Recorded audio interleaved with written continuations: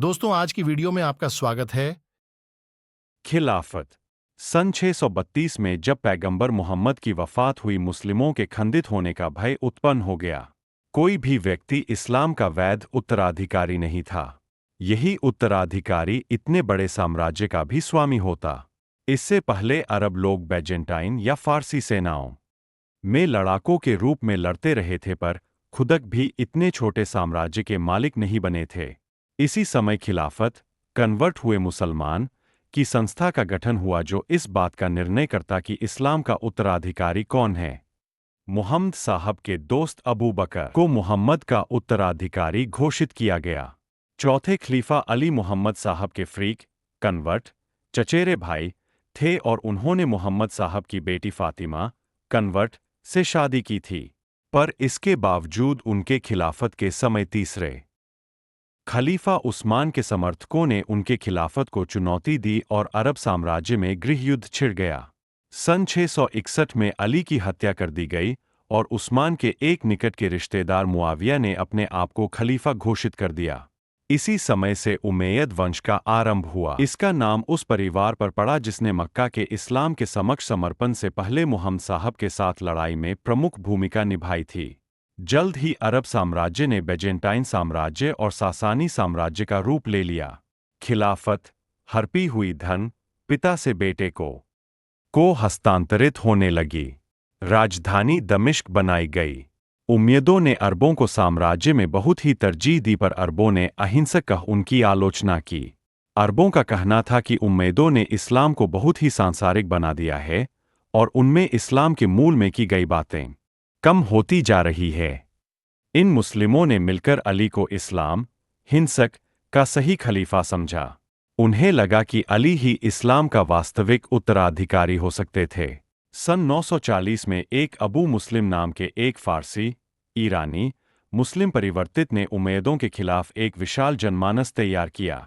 उसने खोरासान पूर्वी ईरान में उम्मयदों के खिलाफ विद्रोह कर दिया। खोरासान में पहले से ही अरबों की उपस्थिति के खिलाफ नाराजगी थी। उसको बड़े पैमाने पर जन समर्थन मिला। उसने यह कहकर लोगों को उम्मयदों के खिलाफ सावधान किया कि वे लोग इस्लाम के सही वारिस नहीं हैं और वे सत्ता का दुरुपयोग कर रहे हैं। उम्मयदों का विलासितापूर्ण जीवन शैली ने इनको और भी भड़काया। सन 949 से 950 के बीच उम्मयदों द्वारा भेजे गए सैनिकों को हरा दिया और इसके बाद अपना एक नया खलीफा घोषित कर दिया, अबुल अब्बास। अब्बास मुहम्मद के वंश से ही था, पर अली के अलावे एक दूसरे भाई के द्वारा मुहम्मद साहब से जुड़ा था।